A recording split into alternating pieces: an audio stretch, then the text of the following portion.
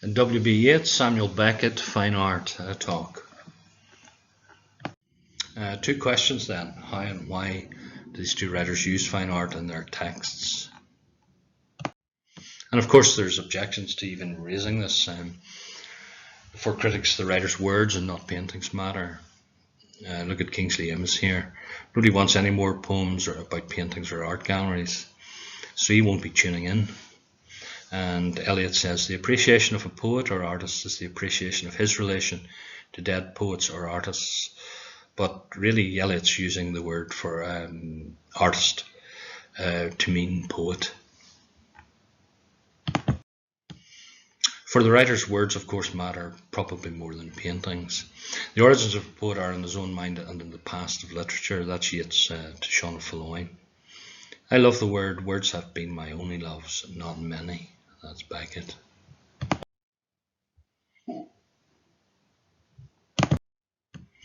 The writers, though, created visual manuscripts. Here's Beckett's Murphy, with its doodles of cartoons, and here's Yeats's Sailing to Byzantium. Wisdom first speaks in images, Yeats says, so language is pictorial. Every word is a lie. I propose to write a literature of the onward, and this onward is linked with silence and vision in Beckett.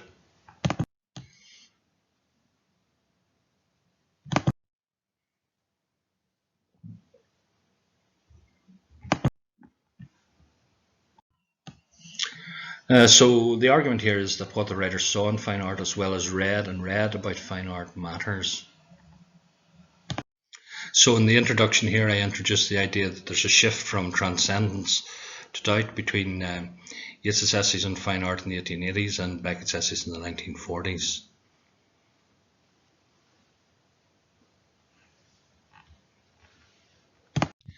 Yeats and using art symbols of the divine. Blake's pictures and poems, Calvert's pictures, Rossetti's pictures, Villiers de Adams' plays, but differ from the religious art of Giotto and his disciples in having accepted all symbolisms, all the divine intellect for the substance of their art.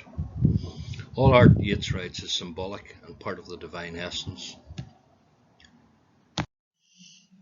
So he uses art symbols of the divine. Giotto, here's Blake's God Creating the World in his uncle's notebook with its mystical and Masonic symbols. And of course Beckett writes, imagine a God, it's unavoidable. Yes, God, I never believed, not a second. And then when he comes to write of André Masson's painting, he sees that as refuting Kant's cosmological proof of the existence of God. He sees in Bram van Vel's paintings images by one helpless in the face of reality who cannot be returned to the bosom of St. Luke. So Beckett is using art's images of finitude and doubt. Here you have two images by André Masson and Bram van Velde, images without objects essentially. And Beckett would write in what? No symbols were none intended. Symbols of the divine in Yeats and images of doubt in Beckett. Yeats would write about this painting by Burne-Jones, The Golden Stair, and his acquaintances May Morris and Florence Farr had modelled for it. And he would write in the moods of angels ascending or descending upon their shining ladder. Still discover a divine love and sexual passion, so angels are available, the transcendent is there for symbolism. In Germany, Beckett examined an angel in 16th century sculptures by Adam Kraft and wrote of it as an express messenger from Irish Hospitals Trust who has written A Surface of Doom. So, arts, angels and demons. I cannot doubt the existence of God revealed by hierarchies of mediational shades and angels. That's Yeats, and there's his poems with two angels on the cover. My good angel is killing me. That's Waiting for Godot.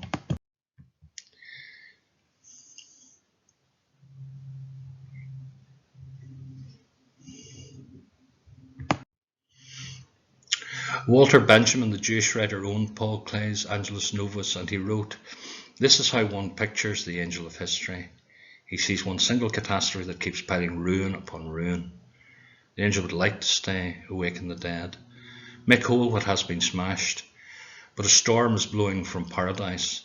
The pile of debris before him grow skyward. So the angel of eternity and renewal has become the angel of debris.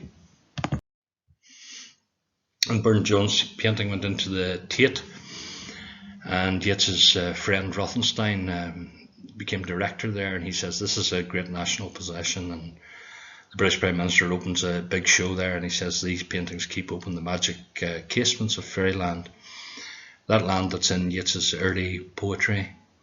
Clay's watercolour was sold to Walter Benjamin and then rescued after his suicide by Bataille, who's writing Beckett knew. It was hidden during the German occupation of Paris, and then it went to Theodore Adorno, whom Beckett met. And it ends up separated from Clay's other angels, and in Bern, Beckett went and said he had seen there too many Clays. So you have the Stairway to Heaven in Yeats and the Ladder to Hell in Beckett. I'm pushing the contrast button quite hard here again. The ladder in Yeats is the circus animal's desertion starts in the foul rag and bone shop of the heart, but it ascends via masterful images to a masterful heaven on the poem's painted stage. The ladder in Beckett's Endgame goes down into a bunker amidst a drowned world, and the painting faces the wall. Text for Nothing has all the old knows dangling in the dark and swaying like a smoking ladder, whose drop will fall and let me down, shadow and babble to an absence less vain than in existence.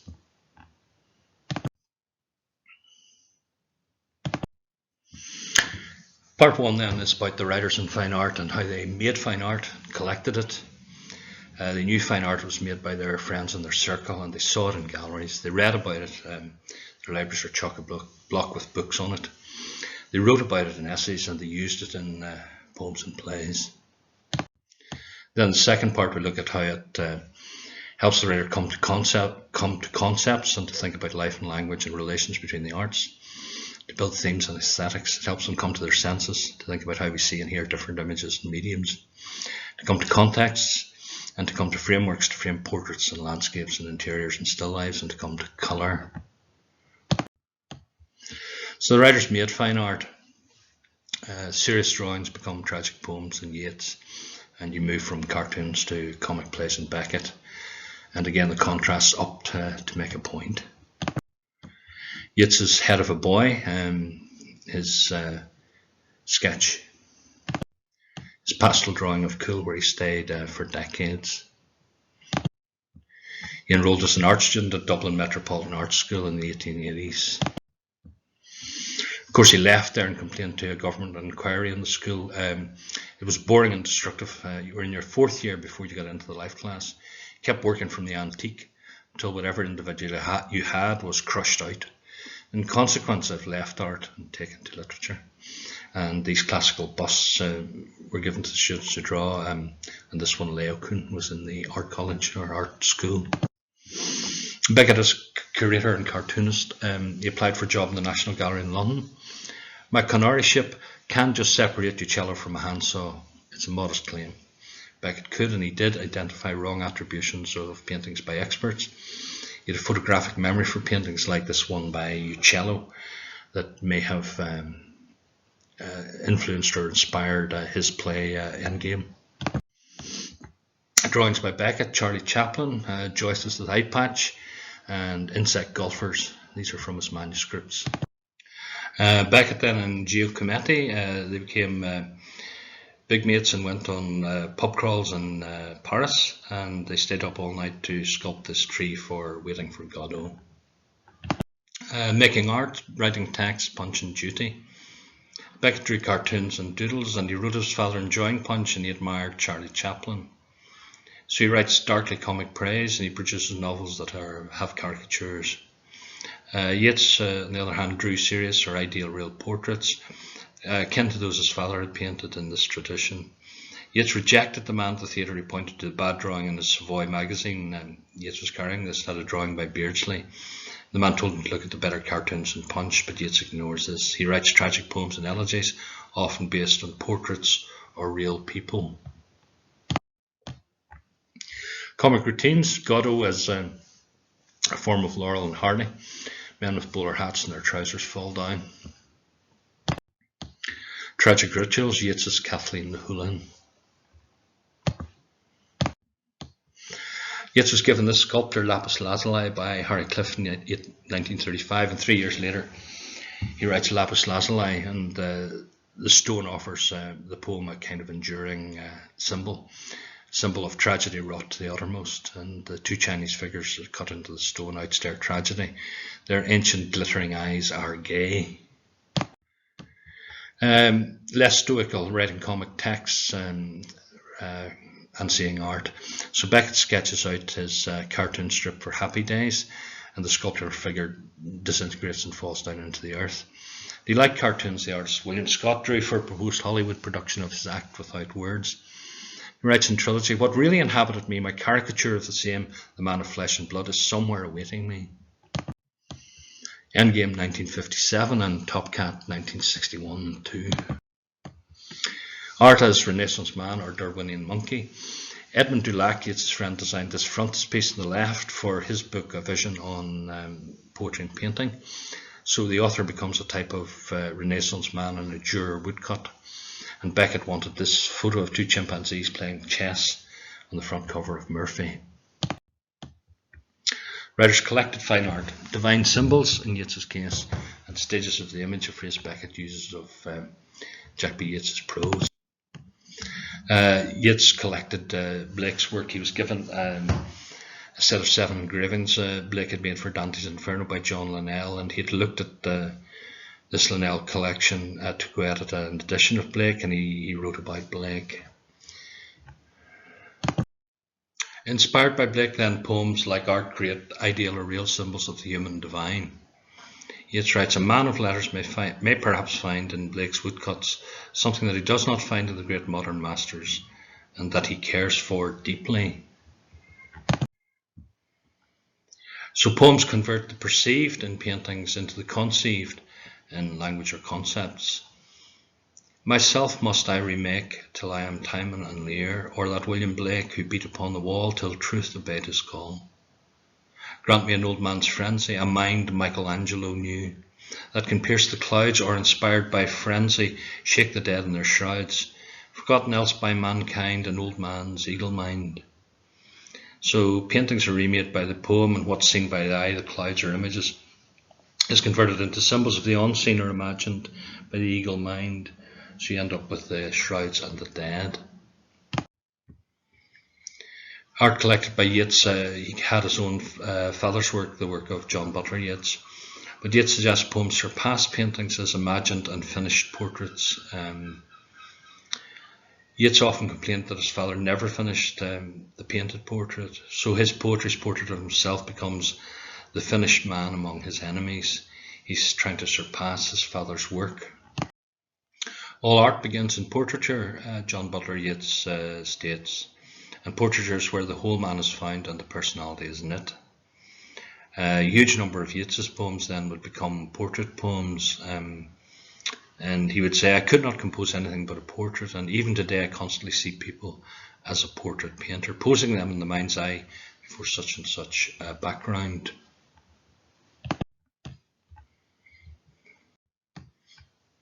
Portrait painting is a genius for friendship, John Butler Yeats.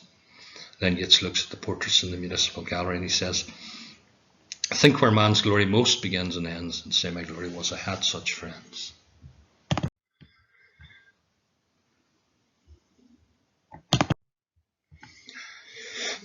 Excuse me.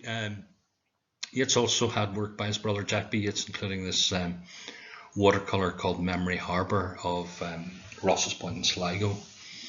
He'd been given it around 1901. And the landscape poem records personal national memory too. Yeats writes, "When I look at my brother's picture, Memory Harbour, I am melancholy because I have not made more and better verses. I have walked on Sinbad's shore and never shall another hit my fancy." And you have these broadsides and broadsheets that the two brothers make the visuals and the poems for. He also had work by Audrey Beardsley, and in particular the drawings that Beardsley had made for Wilde's Salome, and the key image here is the dance that causes the biblical prophet John the Baptist to lose his head. The climax is the only beautiful Beardsley drawing Yeats wrote, an image of sex sublimated. And then he claims in the essay, "These are dark, destructive and definite. They represent fear of sex and death." And fear of sex and death is Yeats' theme in love poems that become tragic poems where you lose your head for a woman, and that's the theme in Beardsley and in Say Rossetti's Lips That Have Been Kissed. So Yeats writes, Fand lost the world for Emer and a kiss, or a line like, do we not seek our dissolution upon our lips? So woman is goddess and femme fatale. He also collected work by Gustave Moreau. He'd been introduced to the painter's work by Charles Ricketts, his artist and friend, and then he went in 1908 to the Moreau Museum in Paris, and he had a reproduction of this image by Moreau. So he adopts the unicorn as a private symbol.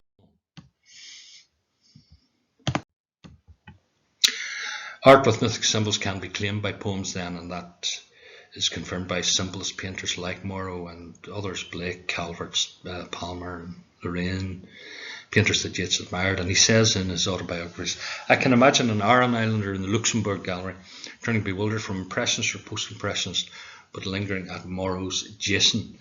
So myth replaces realism, if you like. So paintings offer poem symbols and mystic gifts to the divine, and here are Moreau's versions of Leda and the Swan. And you have Yeats's poem, Leda and the Swan, a sudden blow, the great wings beating still above the staggering girl. Did she put on his knowledge with his power before the indifferent beak could let her drop? So there's the painting or visual representation that then goes into the poem, and then the poem asks if this can be a source of knowledge and putting on of power. And of course the context of the poem is one of rape, so there's a questioning of the intercourse between the mythic and the art forms. Yeats had a reproduction of Gauguin above his breakfast table. The spectacle of Polynesian girls crowned with lilies gave me religious ideas, and well it might. But of course there were other ideas at play. The idea that you can fuse the religious and the erotic. You can fuse opposites. So Yeats writes, poems seek symbols where, as he puts it, of pre-Raphaelite painting, the lover and saint are alike. Art then collected by Samuel Beckett. He too collected Jack B. Yeats's work, though he had to pay for it. He bought this image, The Corner Boys. He'd bring out a painting and put it on the easel for me or anyone to look at. We didn't talk very much. Beckett then visits Jack B. Yeats' studio in Dublin in 1930, and he comes back regularly in the 30s, and they become friends until the painter's death. The light of Jack B. Yeats will always burn within me, Beckett writes. I met W. B. Yeats only once in Killiney, rambling swift and making great play with his Wellingtons. So Beckett's going to acknowledge the debt to the painter and obscure his debt to the poet. Beckett then comes to buy A Morning by Jack B. Yeats, and he borrows 30 quid to do it. And then he buys Regatta Evening. Inspired by Jack Yeats, I suggest Beckett comes to see that paintings may silence or weaken texts, and that seeing paintings' images comes before and is not speaking in symbols. It produces merely stages of the image. These paintings are breathless, Beckett writes, not to be qualified in any other light. All his people are mineral in the end, pure inorganic juxtapositions. He more or less says the same about Cézanne's work. So the mineral ain't going to speak, so it creates a problem for the text. Silent type then. Jack B. Yeats, after the 1920s, increasingly became more silent about the paintings and reluctant to talk about them or theorise them. Cézanne, Cézanne, Cézanne, says you. That's Jack Yeats to the art theorist Roger Fry. And then Beckett on how painting silence text. We were once upon a time inclined to fancy ourselves as the Cézanne, shall we say, of the printed page. We live and learn.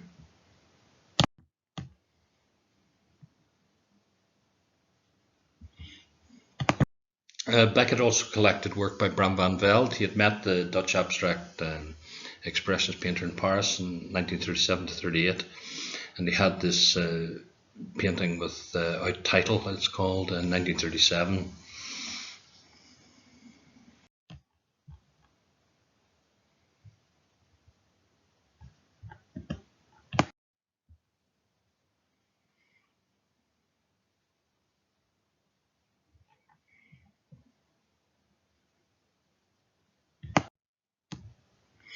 So, inspired by Bram van Velde, the painter and writer start sharing certain themes or ideas.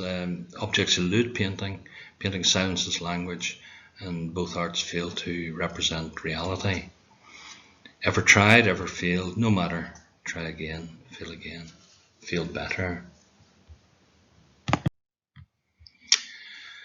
Beckett also had work by Geer van Velde, Bram van Velde's brother. He obtained two paintings, and he helped Geer have a show in London through Peggy Guggenheim, who had a gallery there.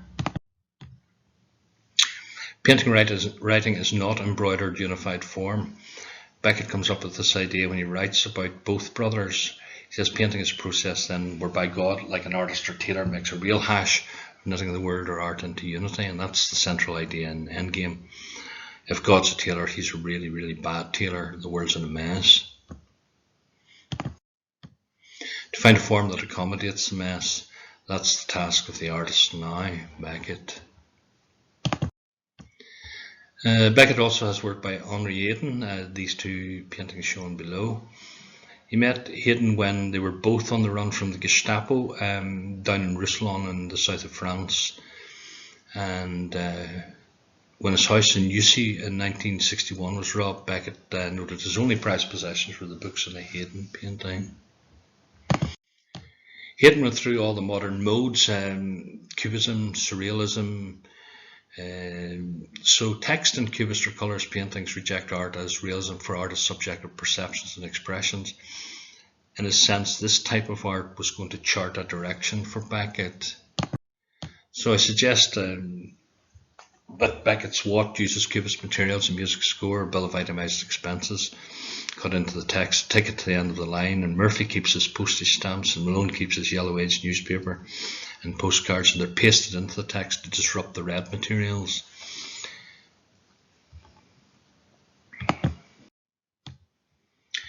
Beckett also had a work by the Russian artist Vadim Sidor, the crippled one, and he put it on his windowsill.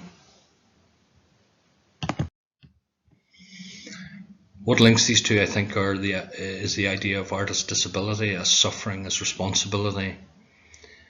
Was I sleeping while the others suffered? He'd tell me about the blows. Why don't we hang ourselves? That's waiting for Godot. Beckett had met the Romanian-born Jewish artist Avigdor Arica in 1956 in Paris. Arica had really got out of the concentration camps through drawing. The Red Cross spotted these drawings of deportees, and Beckett acquired the golden calf from Arica. I think they share the idea that painted words are marks on a page in a form of abstraction, so we're looking at something, not so much through it to the word. Objects then either elude representation or connote suffering or silence.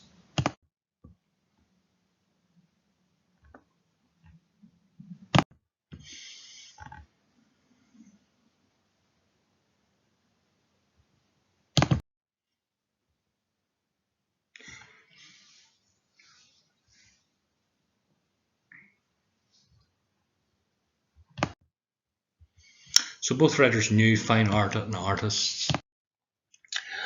There was, of course, Yeats's father, who I've mentioned, John Butler Yeats, a portrait and literary illustrator.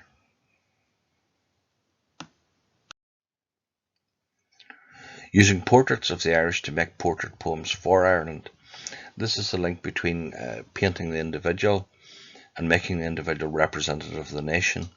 Romantic Ireland's dead and gone. It's with O'Leary in the grave, Yeats writes in one poem. But of course it isn't. It's preserved in the poem just as O'Leary was preserved in his father's portrait. Charles Ricketts was also in Yeats's circle, my educator in the arts, Yeats wrote, one of the greatest connoisseurs of any age. So Ricketts had a fairly profound effect, I think, in Yeats. as book illustrator, designer, art collector, and writer in art history. Ricketts would design the cover for Yeats's essay, amongst other literary things. Poetry then, like painting, comes from and forms religious traditions pursuing the divine. That's a key idea in Ricketts. So in his big book Titian, he claims this father of modern painting had a divine facility in making great religious paintings of the divine and eternal emotions. Unlike Rembrandt, who launched out into isolated enterprises and perceptions that lost the religious public. Yeats would write, "I am very religious, and deprived by Huxley and Tyndall, whom I detested, of the simple-minded religion of my childhood. I had made a new religion, almost an infallible church of poetic tradition, passed on from generation to generation by poets and painters, some help from philosophers and theologians. I wished for a word where I could discover this tradition perpetually." You have a hierarchy there: poets, then painter, some philosophers, theologians. Painting and poetry's subject matter is beauty and nobility. These are key words and key concepts for Ricketts, and they would be for Yeats.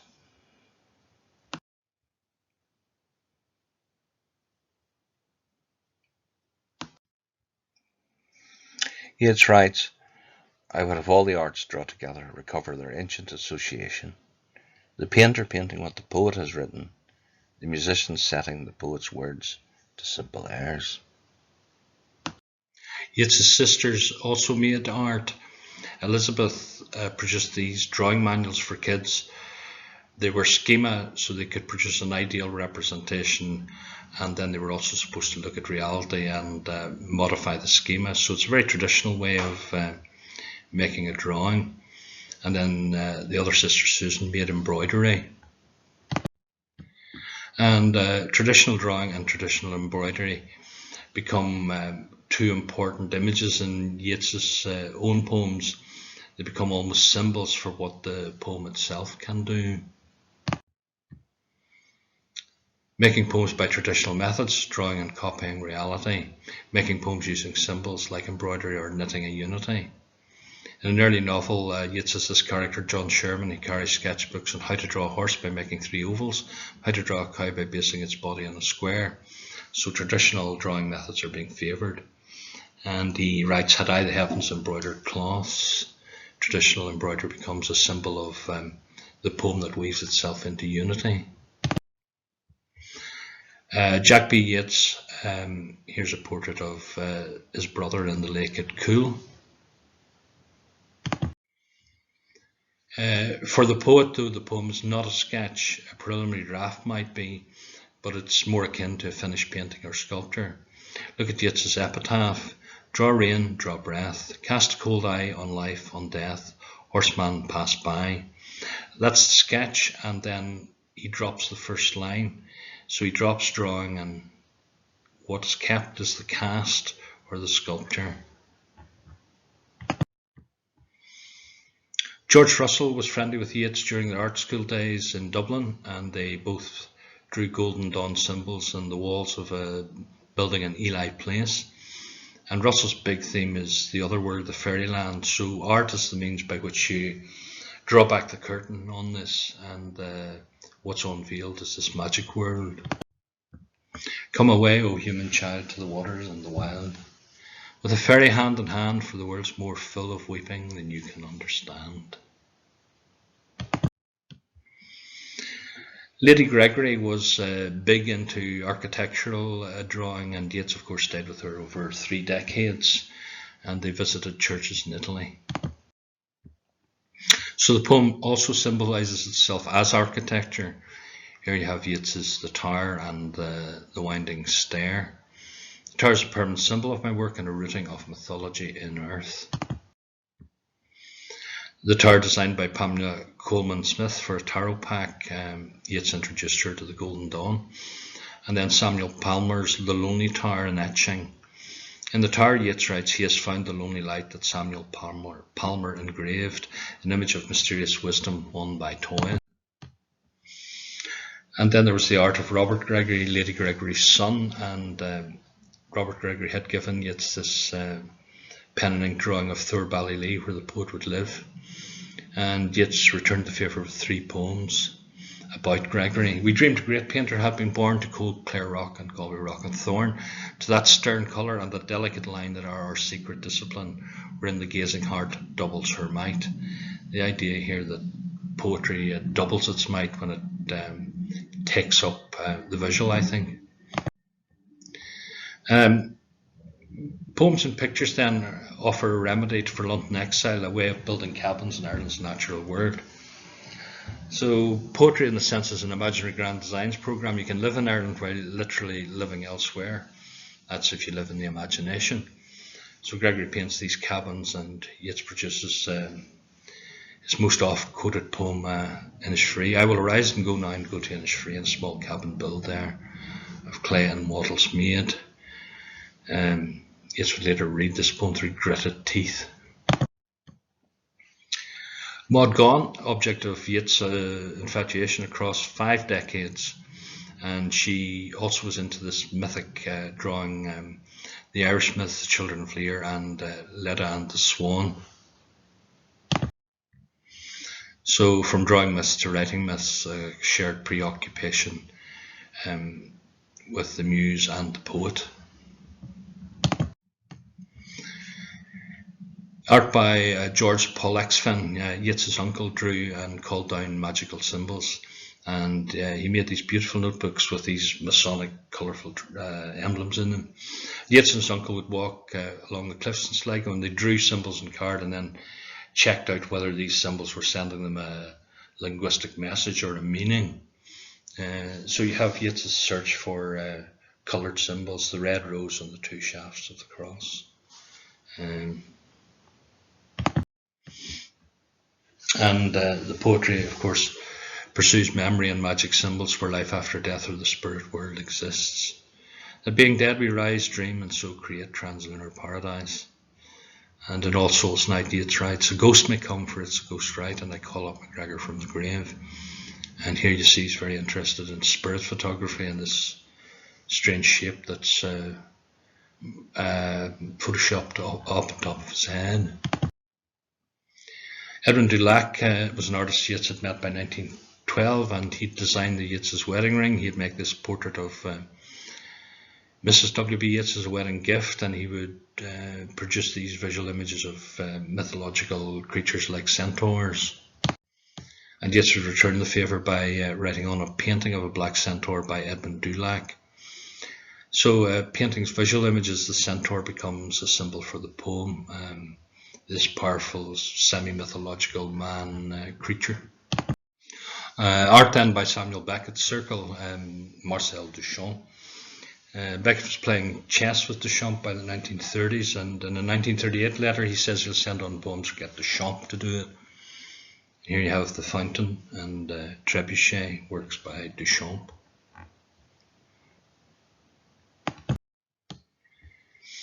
Texts then, I suggest, like Duchamp's art about art, disrupt art traditions and question what art is. Duchamp's ready-made urinal with a signature mutt and a new label, Fountain, and a new context, the gallery, not the plumbing factory, permit art to conceptually reflect on itself as mass-produced ready-made, subvert past art as an individually crafted object. Similarly, I think Beckett's Malloy goes back to the same hole which oozes urine. The text then mass-produces characters. There were 3, no 4 Malloys. It suggests their being subject to variation is largely irrelevant. So Malone finds the forms are many in which the unchanging seeks relief, but he clings to his chamber pot. And this obsession with bodily fluid, with ordure and shit, the common place and the ready-made, I think, is in conceptual art and in Beckett. As is the bicycle, a big thing with Duchamp, and it enters Beckett's work. Why? Because here I think you have an image of mobility, immobilized or exhausted, that could be applied to language, art, character, or life. So Waiting for Godot, a bucket, a bicyclist, God, or boots. Beckett said that he mentioned the French cyclist Roger Godot and linked that with the play, but Godot can also mean a bucket or shoes in French. though he rejects the more transcendental idea that this might be the symbol for God. So the route through to Blake and Urizen's cut off. Art by Samuel Beckett, Circle Giacometti. The portrait that uses the multiple line became a big thing in Paris and modern art. And Beckett, I suggest, creates a portraiture that uses multiple lines of adjustments so the sitter eludes stable and final construction and recognition by a change in movement. And this is from Watt. Here he moved to and fro, from the door to the window, from the window to the door, from the window to the door, from the door to the window. And this kind of rhythm keeps going in Beckett. For one day Mr. Nott would be tall, fat, pale and dark, and then the next thin, small, flushed and fair, and the next sturdy, middle-aged, yellow and ginger, and then the next small, fat, pale and fair. So how are you going to make a portrait of this guy? Beckett's taking Clay's line for a walk, or rather he's taking words for a walk. So the writer saw fine art in many galleries, and I've summarised this as life after Titian for Yeats and death after Rembrandt for Beckett.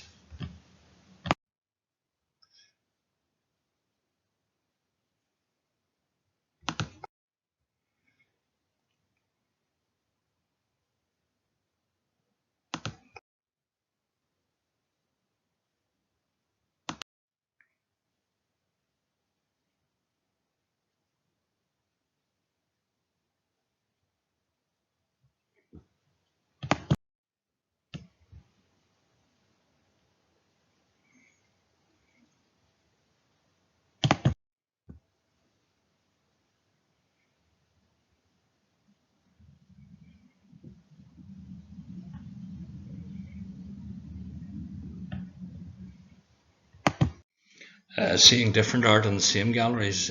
Yeats knew the National Gallery in Dublin from his art student days in the 1880s, and he'd been taken to the National Gallery in London by his father, and Beckett knew these places intimately as well. But I suggest they're looking at very different things, or for different things. So you have the beautiful in Rossetti, Dante's Dream, blotted all other pictures away. Yeats says he had seen it in the Walker Gallery in Liverpool. And you have the noble, Titian's Ariosto that Yeats warms to, and you have the eternal. He says, I found nothing that I cared for after Titian, and Titian I knew from a supper of a mess in Dublin. Conversely, you have Beckett looking for the master of tired eyes, the tormented face, the ugly. You have him looking at work by Adrian Bauer, the peasantry and the body drunken kind of scene. And you have the big impact of Rembrandt. Rembrandt takes me by the scruff of the neck. These rests on the flight into Egypt, dark nocturnal paintings of the temporary.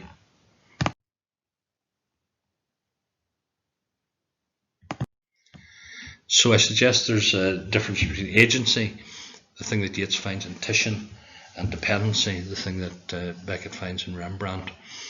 Yeats admired Titian's Ariosto, a sunny portrait of a virile Renaissance courtier, but he lamented that Rembrandt's portraits have death already in their faces, and suggested Northern European old masters pity the ugly and sentimentalise the beautiful. Beckett, on the other hand, he admires Rembrandt's self-portrait, and he would write of the Italians' failure to take their chances. Seeing different art in different galleries, Yeats' eternal mosaics and eternal texts. So Yeats visits the old Byzantine artworks in Italian churches on these trips to Italy with Lady Gregory. And he would write in Sailing to Byzantium, O sages standing in God's holy fire, as in the gold mosaic of a wall, come from the holy fire and burn in a gyre, and be the singing master of my soul, gather me into the artifice of eternity. Seeing different art in different galleries, Beckett, perishable paintings, perishable texts. So the art that may perish and disappear very, very fast was something Beckett learned in Germany over 8 months when he visited galleries and studios and saw what the Nazis were up to in 1936-7. Art was being looted, stolen and burned. And he goes to Karl Balmer's studio and he's impressed by this head in red, a skull that's disappearing into the landscape. And this disappearance is a feature in the trilogy. From things about to disappear, I turn away in time. So eternity and temporality. The ruins of time built mansions in eternity, Yeats quotes Blake. And Beckett says, just enough brain intact to allow you to exult and to dread death like regeneration. Both writers read much of the same fine art theory, so we look at Horace, Da Vinci, the German art critic in the 18th century, Gotthold Ephraim Lessing, and Walter Pater, Georges Duthie, and Wagner. Horace then. Poetry and painting are sister arts. That's the key idea in Horace. Ut pictura poesis, as in painting, so in poetry. In poetry, he also claims, I have built a monument in bronze. So the sculpture becomes used as a symbol for the poem. For Yeats, the sister arts are similar and build lasting symbols and monuments. I cannot separate painting and literature in the creation of symbols, the greatest of all their powers. Poems are monuments of unaging intellect, so you have Yeats and the sister arts. Beckett, however, you have an idea that the separate arts cannot coexist and they dissolve in silence and time. The experience of the reader shall be between the phrases in the silence, between the flowers that cannot coexist. I think now of a Rembrandt, Cupio dissolvi, Horace. Then you move on to Da Vinci and more classical theories of art in which the visual, the drawing and the painting become the supreme art. Da Vinci claims if the poet says he can inflame men with love, the painter has the power to do likewise, the more so in that he places before the lover the very effigy of the beloved, and the lover often kisses and speaks to the picture, which he would not do were the same beauties placed before him by the writer. Yeats reworks this idea that fine art is a supreme art. He wishes to suggest poetry surpasses its sister art. So in the Statues, 1939, Yeats brings out a beautiful Greek sculpture that induces adolescents to press live lips upon a plump and measured face, as recommended by Da Vinci. The text then claims the sculpture is best weighed by intellect, calculation, number, measurement, and that's found in the text. So the perception must be converted into the conception in the poem. Beckett's take, though, is different. Poetry feels as a separate art. So you have Beckett writing a poem like One in What? Who may tell the tale of the old man weigh absence in a scale, meet want with a span, the sum assess of the world's woes, nothingness in words enclose. So aging and time can't enter either the sculptural work, be weighed in a scale, and it can't be enclosed in words much as it can't be in sculpture. So the eternal and the ephemeral. Yeats would write of Da Vinci, did not Leonardo da Vinci warn the imaginative man against preoccupations with art that cannot survive his death? So he opens his Oxford Book of Modern Verse, Yeats edited this, and he sets Walter Pater's text on Leonardo's Mona Lisa as a poem. She is older than the rocks upon which she sits. She has been dead many times and learned the secrets of the grave. So eternal recurrence through Da Vinci and Pater. The ephemeral, though, is what Beckett is arguing for and against Da Vinci. Datum in the notebooks of Leonardo produced disfazione, ruin. In Western perspective has been a series of traps for the capture of objects.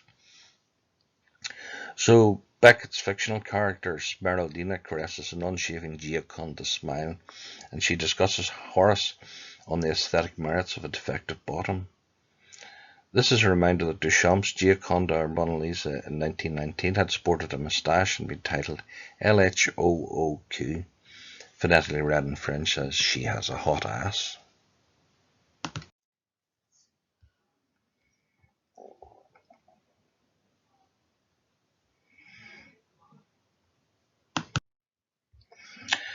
Gotthold Lessing then, the separate arts. Lessing was an 18th century German thinker known by both Yeats and Beckett, and his big contribution was Laocoon, an essay on the limits of painting and poetry. Here the two arts are not sister arts but separate. Succession in time is the province of the poet and coexistence in space that of the artist. So space and time. So the inseparable arts are Yeats's way of making a counterclaim against Lessing. So his preface to Blake's poems, he writes, "The whole business of man is the arts," that's plural. He quotes from Blake's word image engraving Laocoon, which states, "Israel delivered from Egypt is art delivered from nature and imitation." There you have the image text working hand in hand with Blake and commended by Yeats. The separate arts, though, figure much more for Beckett. He claims literature can no more escape from chronologies to simultaneities than the human voice can sing chords. And when Beckett was in Germany, he noted shades of Lessing in the art historian Groman's separation of Joyce's sequential texts from Klee and Picasso's simultaneous art. But he suggests the heroic experiment in Joyce's Ulysses falsifies the unconscious by trying to collapse time into space. You simply can't make the text do what the space and the visual work does. So with Yeats you have the idea that both arts transcend time and space. He writes, "Reality is a timeless and spaceless community of spirits which perceive each other as thoughts, images, objects of sense, so time and space are unreal." And poetry is really the supreme art for transcending both time and space.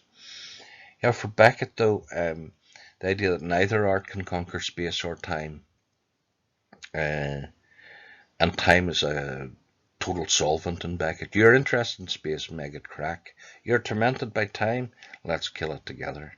Beauty, man reunited to goodness, suffocate. Truth, the fart of the greatest number. Beckett here is mocking the idea that you can crack or kill time or space.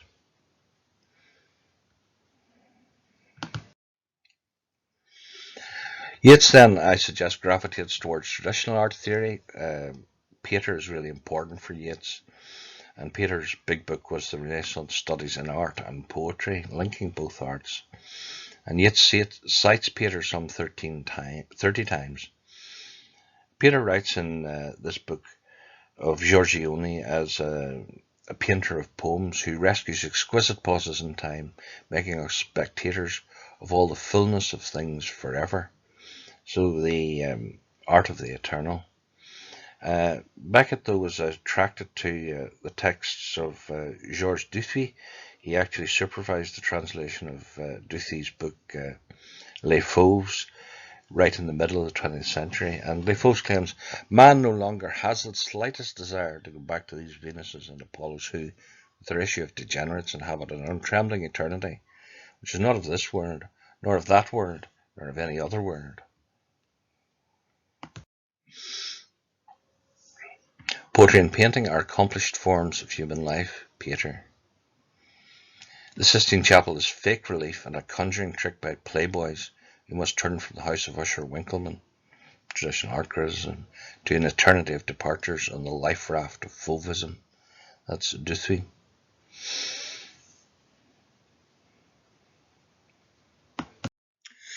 So the fine art or visual art context that both writers' texts came out of was very, very different. Yeats's London at the turn of the 19th century, and Beckett's Paris in the 1930s.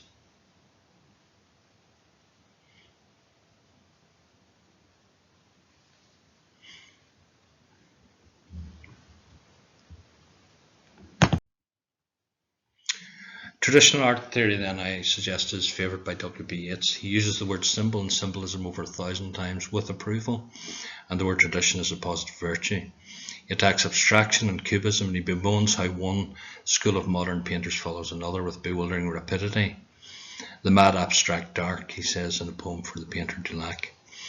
Wyndham Lewis's cubist pictures ignore a living body, a breast to rise and fall, or limbs that dance, so the abstract is incompatible with life, and the cubist is abstract. His circle certainly attacked cubism. Rot, mere mannerism, poverty of meaning, aesthetic bacteria. Go to the older models, Yeats right, go to the Elizabethans. Practically all modern models are dangerous. Poet and sculptor do the work, nor let the modish painter shirk what his great forefathers did. Bring the soul of man to God, make him fill the cradles right. Calvert and Wilson, Blake and Claude, prepare to rest for the people of God. Palmer's phrase. That's Yeats's poem near the end of his life under Ben Bulben. Modern art theory, though, attracted Beckett much more in this whole succession of expressionism, abstraction, constructivism, all these evolving modern schools. Beckett would talk of in his art essays, and he laments the lack of appreciation that modern painters like Van Velde and his brother are experiencing. It's new because it's the first to repudiate relation in all its forms. So not the aesthetics of tradition, but the making of it new, as with Edgar Pounds and Imagism, becomes much more important for Beckett. There you have the cover for What, that echoes an abstract painting that you find in the book. In 1913, Marinetti wrote the manifesto Destruction of Syntax, Wireless Imagination, Words at Liberty. And he was advocating text with telegraphic messages, sums of vibration, knots of thought, broken syntax and chance words from an age with the sensibility of ocean liners.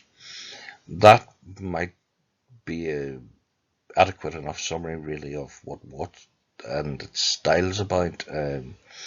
Telegraphic messages, broken images, and you look at an abstract painting and you find its components like ships in the night prior to the invention of wireless telegraphy. So Yeats using traditional art symbols, and Beckett satirizing these. Yeats's poem, "There all the barrel hoops are knit, there all the serpentiles are bit, there all the gyres converge in one, there all the planets drop in sun." So you have art and craft, the divine Cooper with his barrel. You have the serpentiles from Celtic art in the Book of Kells. You have the spirals from Blake or the Irish High Cross. And you have the astrological chart where the planets drop in sun. The abstract spheres, circles, spirals, planets, they all come from traditional art, not modern abstraction. Conversely, in Beckett's novels, you have Mr. Cooper, a barrel full of alcohol, and Murphy's Head's a hollow sphere. You have Malloy who circles and gets lost in the forest and moves in less and more than circles.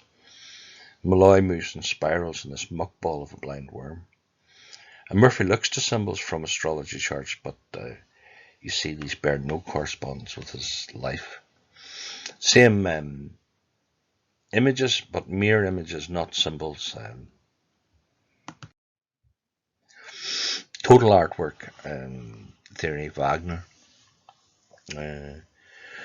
Both Beckett and Yeats knew about Wagner. Yeats lists in 1898 Wagner's dramas, Keats' odes, Blake's pictures and poems as significant symbolic artworks. And Beckett, in his book Proust, though claims opera is a hideous corruption of this most immaterial of all the arts, via the words of a libretto which particularize. So pure music without the lyric or song, is really destroyed by the libretto in Beckett's view. So the total artwork that combines, if you like, music, the visual, and the spoken, has a certain attraction for Yeats. For Yeats, all three arts have shared positive qualities.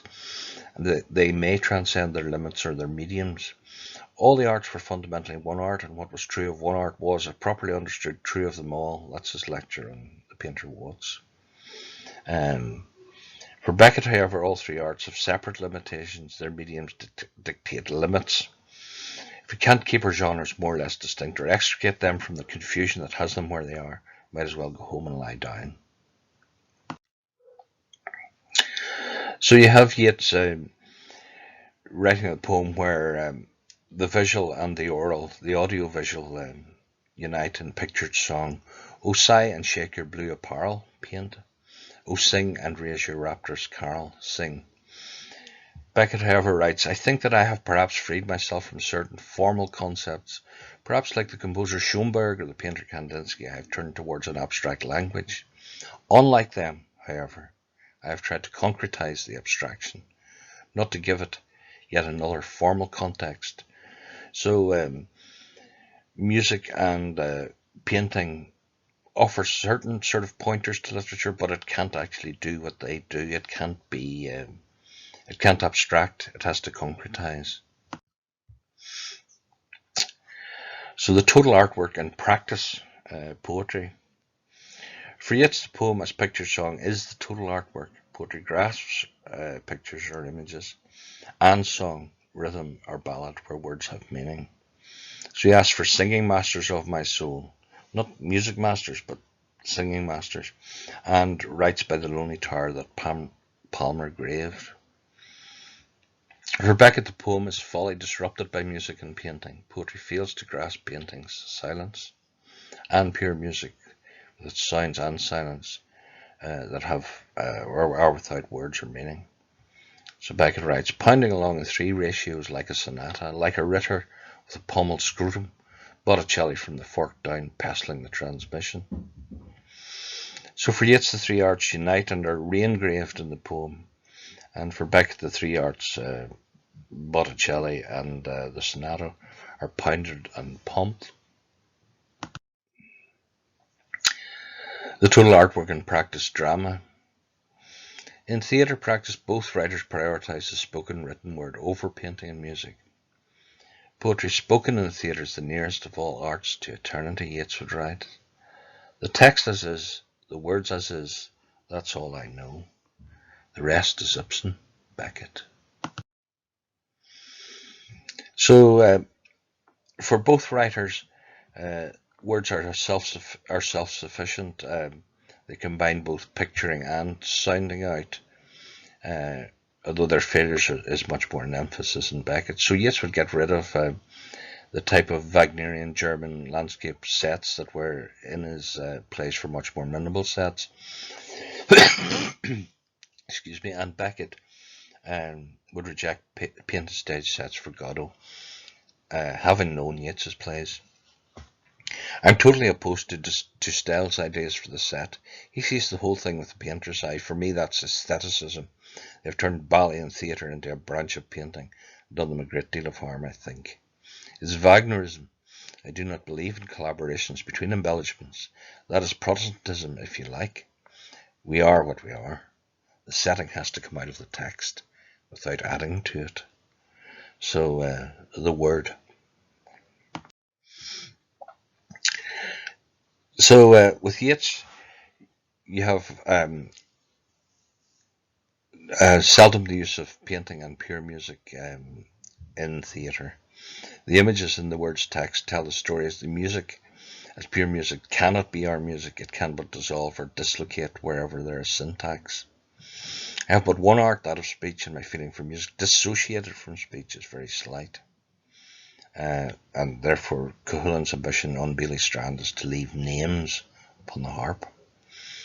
For Beckett, you have the use of painting and pure sounds, but these images from paintings halt the narrative, and the pure sounds, breathing, shuffling feet, percussion, disrupt or silence words, and some plays are even wordless.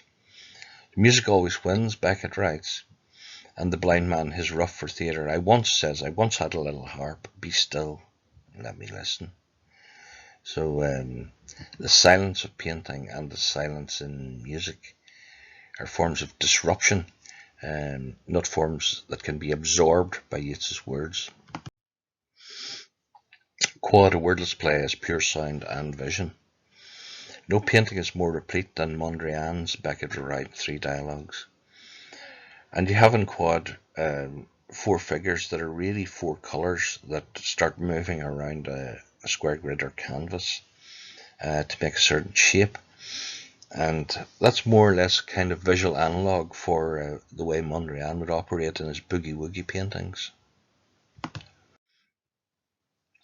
You also have spotlit painting and spotlit plays, Man in Darkness. Beckett had read a lot about Dutch painting that uses this technique of small light in a big dark landscape, and that would become kind of important in his prose and as a way of staging plays. In Kraft's last tape, he writes, "The vision at last, the miracle, the fire that set it alight, the lighthouse and the wind gauge spinning like a propeller. Clear to me at last that the dark I have always struggled to keep under is in reality my most unshatterable association." Headless painting, headless play. We're back with the Salome image. Beckett saw Caravaggio's beheading of St. John the Baptist in Malta, and he viewed it as a great painting, truly tremendous. And he acknowledged it was the image for the decapitated female head in Notre Dame.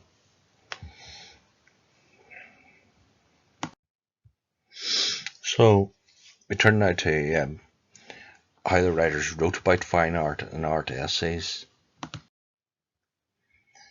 These essays emerged at very, very different times. Yeats's art essays came over 40 years, 1893 to 1937. And then Beckett's come in the next decade, 1945 to 54. Yeats then focuses on symbolism in painting, old master paintings, Blake, the Pre-Raphaelites. And Beckett looks at modern painting, Jack Yeats, Bram van Velde. And this is their key art essays, really. Yeats and Blake, 1893. And Beckett starts with McGreevy and Yeats, 1945. So you have a 50-year gap almost between their starting out. Part 2. Art or fine art helped the writers come to concepts, to think about life, language, relations between the arts, and to build themes and aesthetics. More importantly, to skim inspirational images for creative works, stuff stolen for the sake of the poem or the play. The power of life and language. Yeats's porcelain jar becomes a meta symbol for poetry, a kind of tomb womb, and the porcelain jar preserves the text against the coming winter. Beckett's urn, connoting the certainty of death and silence. So the image of life is a womb tomb, not a tomb womb. Birth becomes death, and the urn spills Murphy's ashes across the pub floor. Yeats's ships. He knew a huge number of paintings of ships, and Canaletto would have been in Lady Gregory's collection. So the poem becomes a painted and bepictured argosy. Things out of perfection sail in all their swelling canvas wear, nor shall the self-begotten fail. The sails of the herring fishers are a symbol for the arts that closes a section in a vision. And he equates poetry with fish packed in ancient salt, ship's cargo. That was his family's business, of course, in Sligo. Beckett then in Shipwrecks, and the novel becomes a life raft or an oarless skiff. The painter in Endgame is appalled by the sails of the herring fleet, sees only ashes. Did Beckett know Yeats' a vision? Beckett described Jack B. Yeats' painting as Delacroix plus substance, and Delacroix's raft was his most famous image. The painter in Endgame has seen only ashes, not the sails of the herring fleet. He wrote of the miracle of the fishes in his first short story as unfathomable.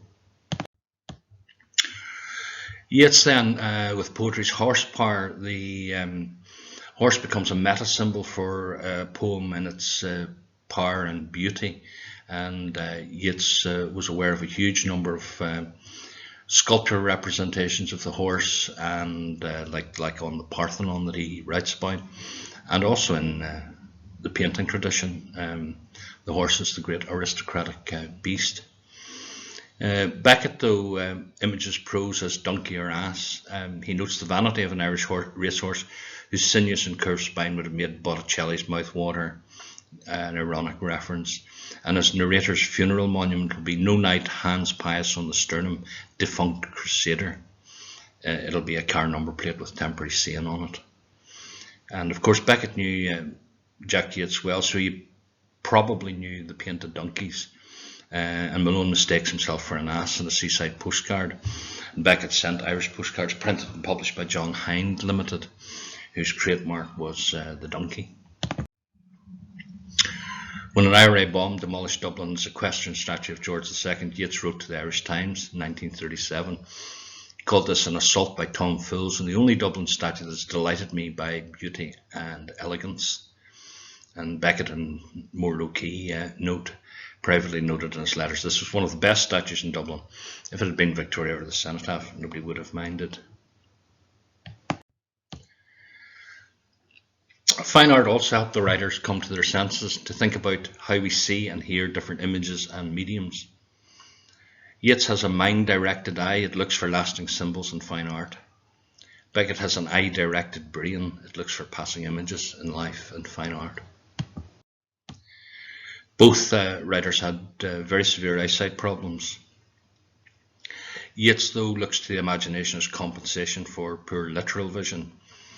He saw his own plays through a dimming mist, but he rejected vague or impressionist art for one of clear and determinate outlines, as in Blake or his brother's early work in woodcuts. So the imagination or poetry, inner vision symbols triumph over poor perception.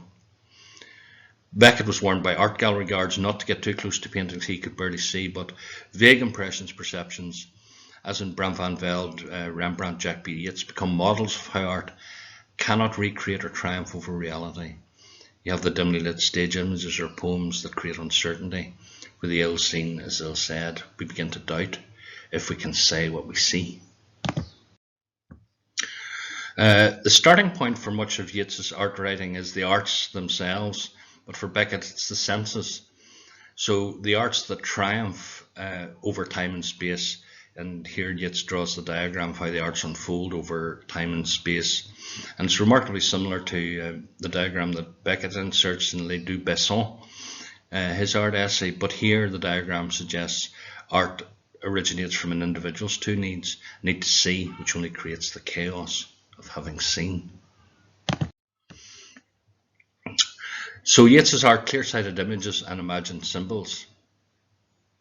So painting's stable image becomes the basis of the poem's imagined symbol. It must transcend the mere world of the finite senses and chaotic perceptions, where, as he writes, image called up image in an endless procession. I could not choose amongst them with any confidence, as the image lost its intensity or changed into some other image. So the stabilized kind of art image, the riders upon the Parthenon, have all the world's power in their moving bodies. This firm and determinate line, as he puts it in Blake's image text, become a model for how inner vision can mount by poetry, music and art into a supremely imaginative realm. His own portrait of Douglas Hyde notes disapprovingly the vague, serious eyes. Beckett's art, conversely, is dealing with perceptual problems and blurred images. So you have examples here of this kind of blurred painterly use of the image by Jack Yeats in Horses at Play in Grief, or Little Horse at Play in Grief. Beckett dismissed the clear graphic outlines in Otto Gabriel's appalling paintings as flat and Greek vazy.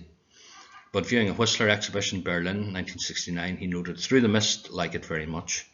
So this indistinct, blurred, erased, veiled, merging forms that move and disappear in Jack Yeats's and Bram van Velde's paintings support his idea that what matters is that painting and poetry present the problems of the act of perception, not the object of perception. He then begins to advocate writing as vaguening. True art has nothing to do with the Cartesian, clear and distinct. So you have Yeats favouring the yellow-eyed hawk of the mind, and Beckett favouring the parrot of language, and parrots would be drawn into his manuscripts. Yeats's brain-directed eye, the yellow hawk of the mind, seeks clear graphic forms. The mountain grass cannot but keep the form where the mountain hare has lain. Bodies from a picture or a coin. This clear graphic shape, though, doesn't emerge in Beckett's text, where you have the eye-directed brain. The eye hooted, bared again, bared again. It responds in reflex reactions to images, to what it sees and hears, part of the language. So images the brain cannot control involuntary appear and disappear in texts. So you have Yeats connecting eye and ear. So what is seen in the painting can be heard, reimagined by the mind and said. Eye and ear silence the mind with the minute particulars of mankind. That's his poem Double Vision of Michael Robartes. Beckett though disconnects eye and ear, so you have blind, deaf or dumb narrators, and they may mistake what they see, hear and say. Ears, eyes, feeling now also, that's what. Eye and mind, such equal liars both, that's ill seen, ill said. So seeing and saying match in Yeats as in Rossetti. The sonnet is in the picture frame and the image is in the picture. What is gathered through the eyes and ears is crying out for speech, Yeats says in his plays. You have, though, a mismatch, as in Magritte, between seeing and saying in Beckett. Less seen and seeing when with words than not. And his unnameable forgets all the words they showed me, lists with images opposite, nameless images, imageless names, those windows I should perhaps rather call doors. So you have the mismatch horse and door in Magritte, language and vision. For Yeats, the key images from fine art are reshaped by the mind imagination into symbols, and there you have The Man Who Taught Blake Painting by John Linnell. The symbol of thought, the fiery tree in the centre of the forehead. Think of Yeats as I went out to Hazelwood because a fire was in my head. For Beckett, though, the key images are perceptual and cannot be solidified into the arts, they can't be frozen. The image of a knife is more accurate than the word knife, he writes. Knife has no meaning, it's a blurred image. You have to say butcher's knife, kitchen knife, a knife to cut the bread, so the word takes on some kind of meaning. But when it is shown, you see at once what kind of knife it is. The image is stronger than the word. Again, the picturing weakens the text. Mediums. So Yeats's image cross over mediums from paintings to the texts. He wrote one poem describing 13 paintings to demonstrate how paintings' images can transfer into textual symbols. So word power is important. For Beckett, images are inseparable from the medium and non-transferable.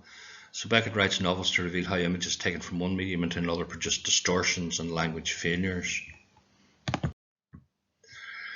So you can see the image in words and forget the gallery in Yeats. In his own poem, The Municipal Gallery Revisit, he says, Hazel Laffery living or dying. That single phrase takes in 2 whole Laffery paintings of his wife sketching and dying. So word power dismissed the painting. In Beckett, you cannot see paintings material medium in words. You have to go back to the gallery. Like the face in the National Gallery in Merrion Square by the Master of Tired Eyes, it seemed to have come a long way. An act of expression could only have had the effect of a dimmer switch on a headlight. So either the text is dimming the painting, or the painting is dimming the reality. So in terms of mediums, I'm suggesting that W.B. Yeats favours word power and thinks of paint's weaknesses. The more the poet describes, the less the painter should paint. You have in Beckett, though, thinking of word weakness and visual impact. Here's a Man Ray visual representation of a poem as just coloured oblongs, and here's Beckett in Watt with his frog song, these blank shapes like Man Ray. Fine art also helped the writers come to context. They use art to engage with politics, religion, sex and money in Irish and European contexts. Yeats as a semi-detached Irish insider and Beckett as a European exile.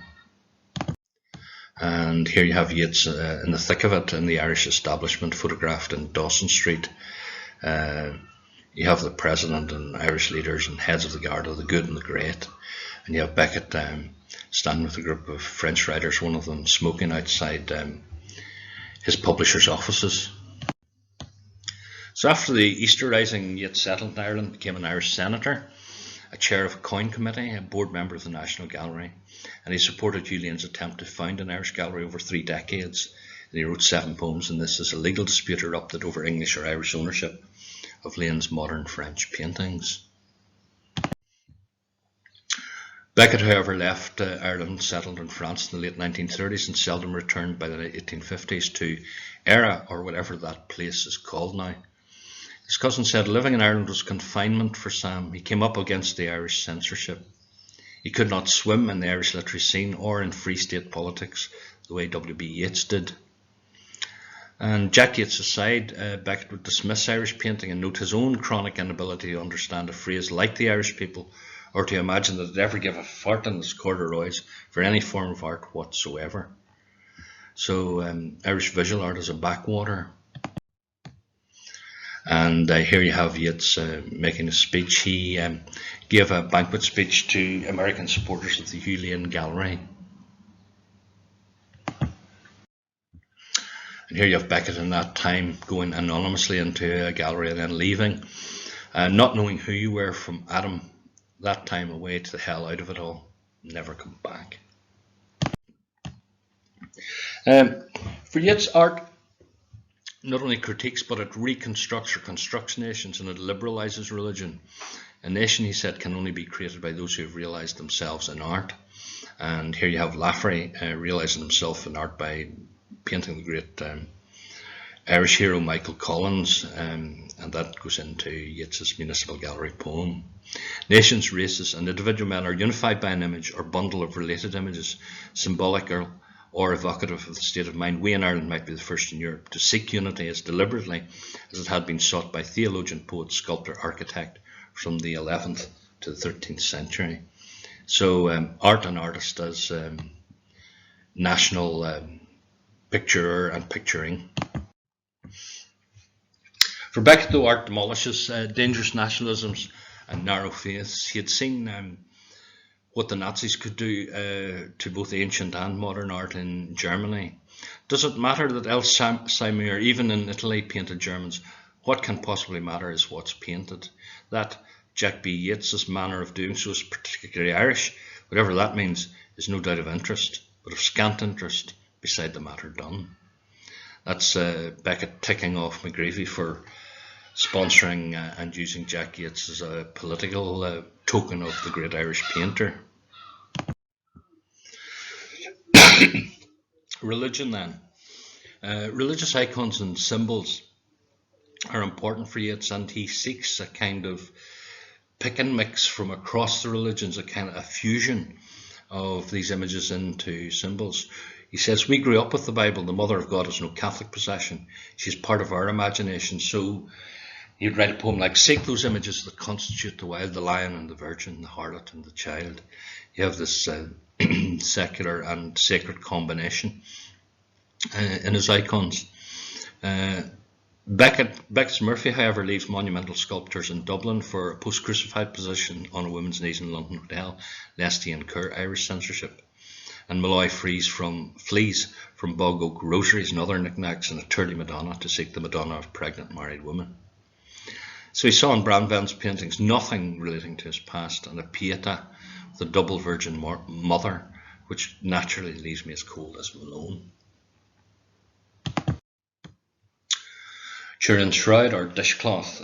Both Yeats and Beckett wrote about Veronica's napkin that bears the imprint of Christ's face. Yeats in a much more transcendental mode, retaining the kind of impulse of religious language. Beckett writes, Veronica Mundi, Veronica Munda, give us a wipe for the love of Christ. So Yeats says Anima Mundi, that's the great memory that keeps eternally the symbols alive. But Beckett's sacred Veronica is left Mundi, worldly, and then wiped, left Munda and clean. Sex. Nudity seldom featured in Irish art in 1880 through to 1920, in the period in which Yeats went to art school and then began writing his poems. He says the literary element in painting, the moral element in poetry are the means whereby the two arts are accepted into the social order. So art in a sense performs a functional role, and when he goes to look at Manet, this painting disturbs him. I saw the Olympia of Manet at the Luxembourg and watched it without hostility. Without hostility is not with acceptance or appreciation. Indeed, but as I might, some incomparable talker whose precision of gesture gave me pleasure, though I did not understand his language. The nakedness in Manet affronted so many, and Yeats isn't sure about this. There's nudity everywhere in paintings and texts, though, and the nude was a staple of French painting before and after Beckett arrived in Paris. He appreciated Titian's bare-breasted Magdalene, viewed Dante's Purgatory as delivering moral shit about a modest Florentine woman. Dante's Pilgrim notes, it should be forbidden to the brazen woman of Florence to go showing the breasts with the pap. So in What he describes a naked piano player, as in that Holman Hunt painting on the previous slide, with a fig leaf to satirise the kind of censorship in these paintings that Yeats would have admired the pre-Raphaelites. They were extraordinarily reserved in my part of the world about everything connected with sexual matters, although things may have changed since my time. That's Beckett in Trilogy. Money then, and art as a money-making business. Yeats and Beckett certainly knew the big players or the art gamblers. Yeats befriended, or Quinn befriended Yeats, Quinn the American lawyer and a huge collector, and when he died he had 2,500 paintings that realised some $600,000 at auctions, which Yeats noted after his death. Hugh Lane, of course, Yeats bemoaned Lane's mere trade knowledge about paintings as an investment. When the art dealer suggested sketches Yeats admired would not fetch much for sale at Christie's when they first met. But Yeats did know the value of paintings. He talks about the cultural capital that Ireland's gaining through this Hugh Lane collection. And then you have Peggy Guggenheim, Beckett's short-term lover in 1939, who founded galleries in London, New York and Venice. The writers, though, spent modest sums on art. Yeats went gallery shopping for the odd reproduction, Whistler, Gauguin, Moreau. He was given art by Blake and his brother and father. And Beckett spent 30 quid on a Jack Yeats painting. This is modest, but they were well aware of those playing the art market as a big money spinner. Neither writer, though, develops a fully fledged analysis of the art market economy as a moneymaker. Yeats in some poems asks us to go back to the Renaissance and aristocratic patronage. That's a good model for support for art, and he had enjoyed that himself at Cool. And this really probably comes out of Charles Ricketts. This admiration for the Renaissance patronage system is in Ricketts. And Beckett notes, the realisation that art has always been bourgeois, though it may dull our pain, is finally of scant interest.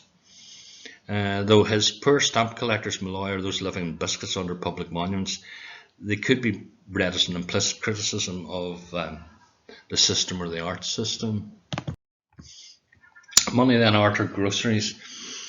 In supporting Hugh Lane, Yeats wrote a poem criticising Lord Ardilaun for being unwilling to donate money to pay for paintings for the Irish Gallery. But the poem was written after Jack Yeats's The Country Shop depicted an old woman unable to pay the shopkeeper for basics beside a romantic pirate. Yeats writes, what need you being come to sense but fumble in a greasy till and add the halfpence to the pence and prayer to shivering prayer until you've dried the marrow from the bone, for men were born to pray and save. Romantic Ireland's dead and gone, it's with O'Leary in his grave. So the poem and drawing target Ireland's greasy till, but the irony is that Yeats, of course, would put his own coins into that till. So you have Yeats commissioning Irish coins. He fronts up as chairman of the Irish Coinage Committee, and he commissions artist friends to submit designs for the new state's coins.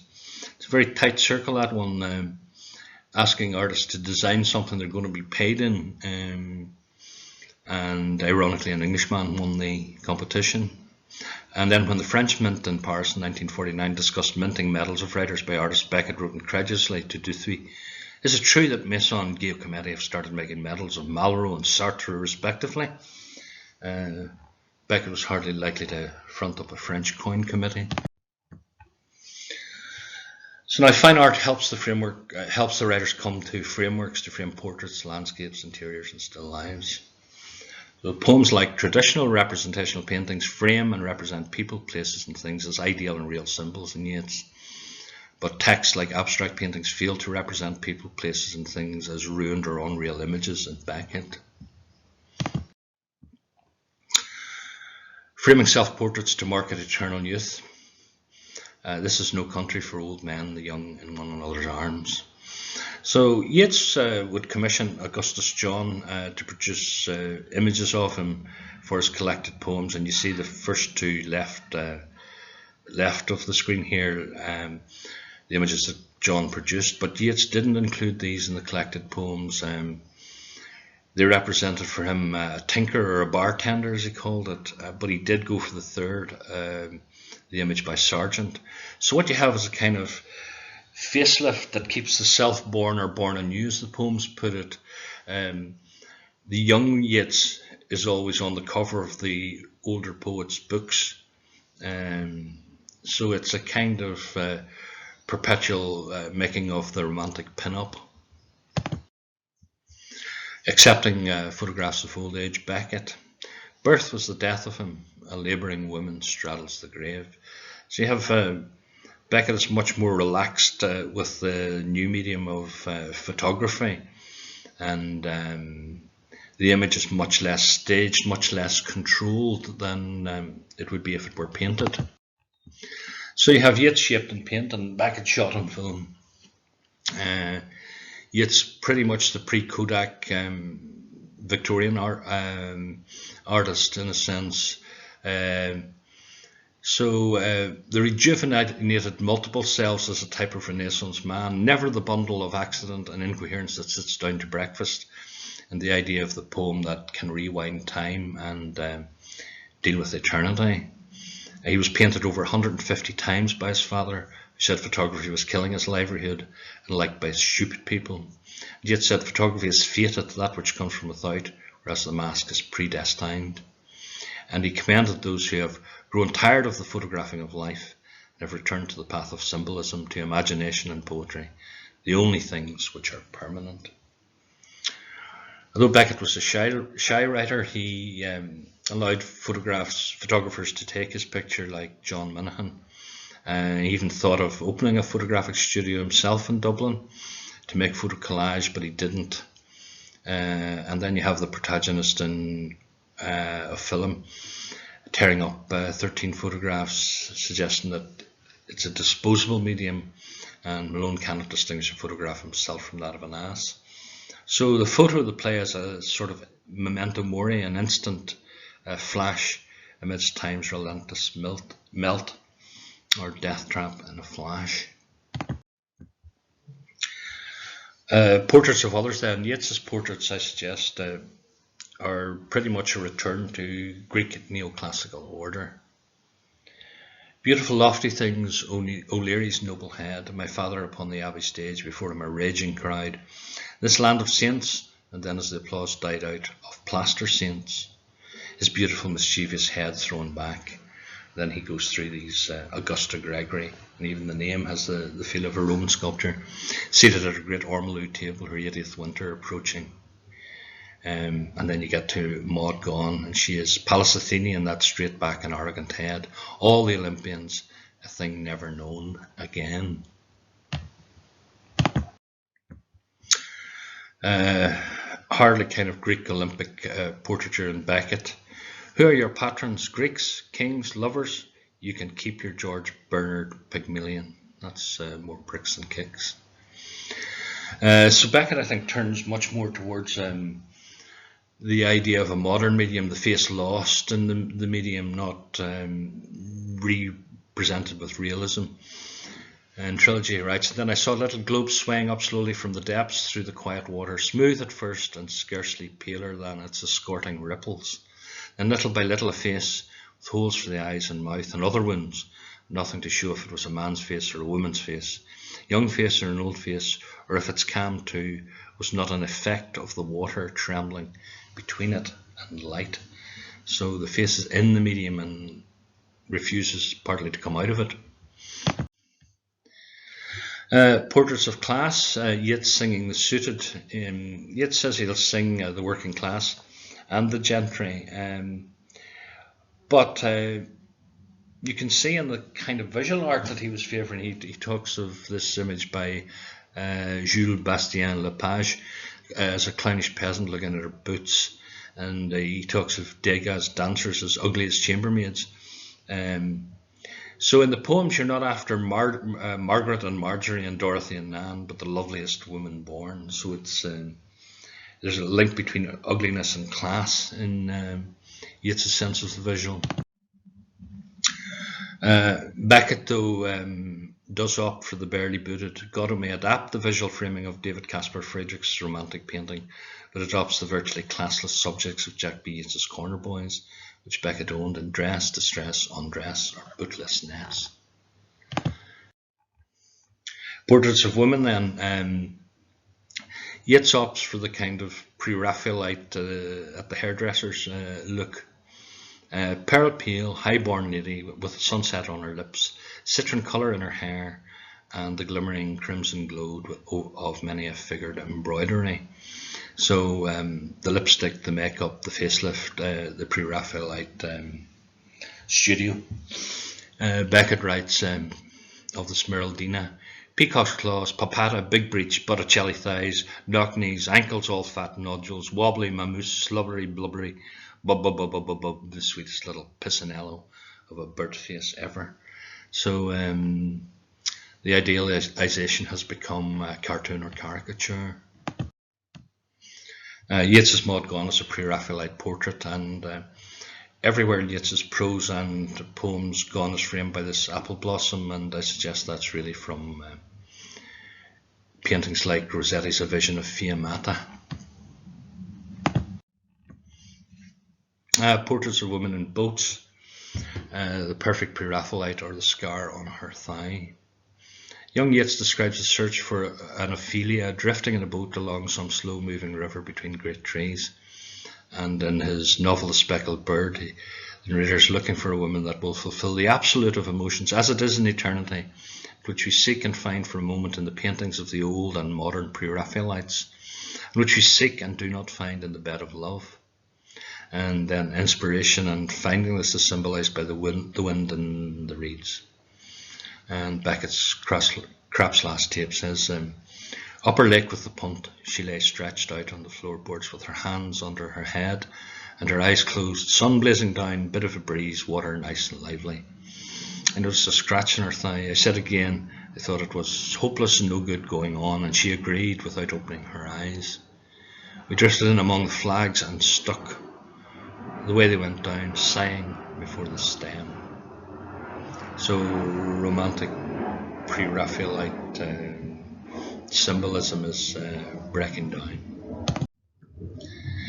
So from portraits to landscapes, it is natural, Yeats writes, natural conviction for a painter's son to believe that there may be a landscape that is symbolical of some spiritual condition, and there's an overlap, of course, between the spiritual and the political in his claims that this is found in the west of Ireland. And you have a similar kind of search in painters like Henry and this whole vogue for going west young painter. For Beckett, though, you turn much more from the landscape that's personally claimed to the depersonalised. Never mind that now, cried Arson, dig, delve, deeper, deeper, the Cambrian, the uterine, the pre-uterine, the pre-uterine. We said, no, that reminds us of the rocks at Greystones. So this personal landscape is defeated by geology and this kind of unapproachable alien arrangement of atoms that's incommensurable with all human expressions whatsoever. There's no communications to make. That's Beckett talking about Cézanne, and he talks about that same kind of thing in Jack B. Yeats, the rock-hard geology. There you have Yeats's Western landscapes claimed as shared political, religious, spiritual kind of territory, and you have a Laffery painting of Loch Derb that Yeats refers to in the Municipal Gallery. Beckett's landscapes, although they start out in poems and prose as directly related to or and set in Ireland, they become much more placeless. So space begins to supersede place. So the landscape then as symbol of the national or the beautiful becomes problematic. So you have Yeats in autobiographies writing, "We have given a tongue to the sea cliffs." That's after he looks at portraits of his Sligo ancestors. And then you have Beckett on the cliff. "Window between sky and earth nowhere known, opening on a colourless cliff. The crest escapes the eye wherever set, the base as well, framed by two sections of sky forever white. Patience it will be enlivened with mortal remains. Whole skull emerges in the end, still attempting to sink back its coronal into the rock. At times the cliff vanishes, then off the eye flies to the whiteness verge upon verge, or thence away from it all." So landscape named and claimed or moved away from. Interiors and still life. I suggest that what Yeats is after is a history and fairy tale in the interior, and that's preserved in the firelight of folklore. So you have Yeats' Fairy Tales 1892, where Biddy sits in the Irish cottage and tells her stories. Under her brown thatched roof in her cottage on the slopes of Ben Bulben, her face glowing in the firelight, all is so homely under her wood rafters, her thatched ceiling covered with whitewashed canvas. So she'll be integrated into kind of Irish history and preserved by the text. Beckett, though, much more influenced by Dutch interiors like those of the peasants. Malone dies, you see that Sappho was sitting in a room that's not being integrated into history, but being attacked by time. Sappho remained alone by the window. The room was dark. The light lit up a little space, then died. It had no steadfastness, devoured by the dark. And the ticking of the invisible alarm clock was as the voice of that silence which, like the dark, would one day triumph too. Still life objects. Yeats looking at spiritual symbols of Ireland or the power of poetry. Still life wasn't a prominent genre in paintings by the Yeats circle. His father, in fact, dismissed people who were only interested in things, not in Shakespeare or people. And I think this is true also of Yeats's poems. He dismisses objects as physical materials. And when you went to Yeats's house for dinner, the table would be completely chaotic. But if the object has some kind of spiritual or symbolic force, he's interested. So he passes his hands over crystals in museums, and objects are laid out with great care in a seance table. And to some extent, there can be political symbols. The pot of broth becomes the symbol of English materialism, and then the little covered dish served up by the Anglo-Irish becomes their symbol. But still life isn't a big part of Yeats's poetry. Old kettles, old bottles, a broken can, the foul rag and bone shop of the heart. And in the apparitions, he says, 15 apparitions I have seen, the worst, coat upon a coat hanger. So the coat hanger could be left for Beckett and Giacometti to sculpt their tree with.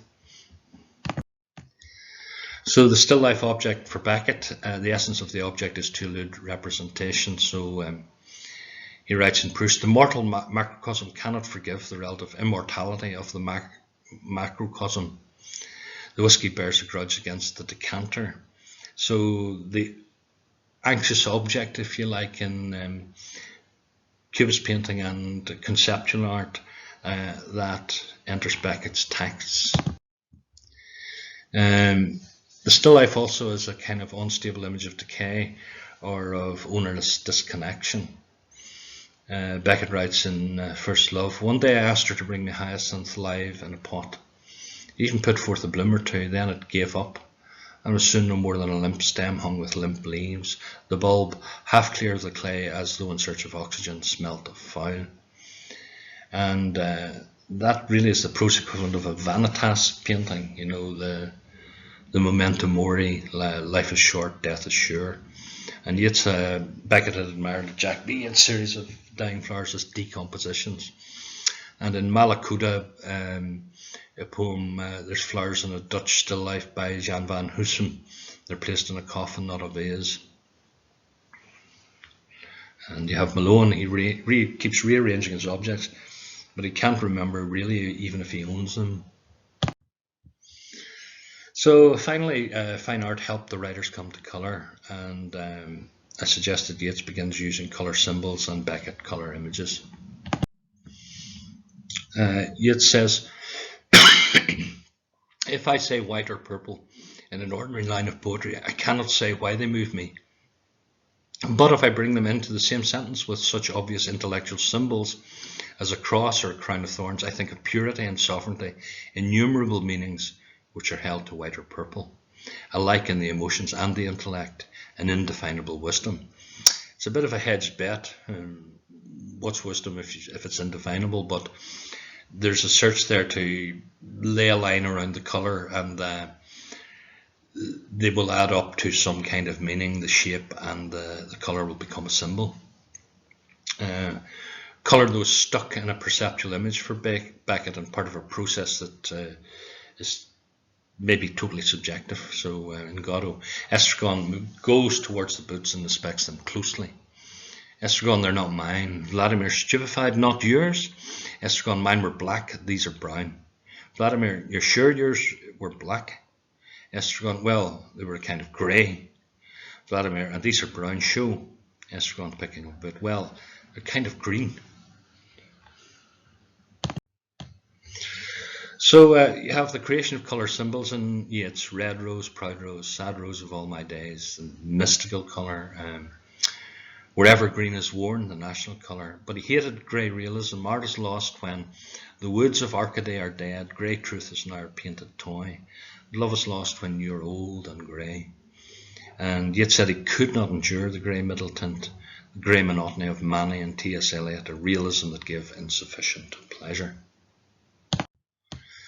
And then you have Beckett, where colour images and perception can't be colour symbolism, it's questionable. So in Come and Go, three women wear coloured coats of dull violet, or dull yellow, Flo, red, Vi, and violet, Rue. So seeing dull yellow is saying bright yellow, Flo is, or Florence is golden coins. Seeing red is saying violet, Vi. And seeing violet is saying red, Rue.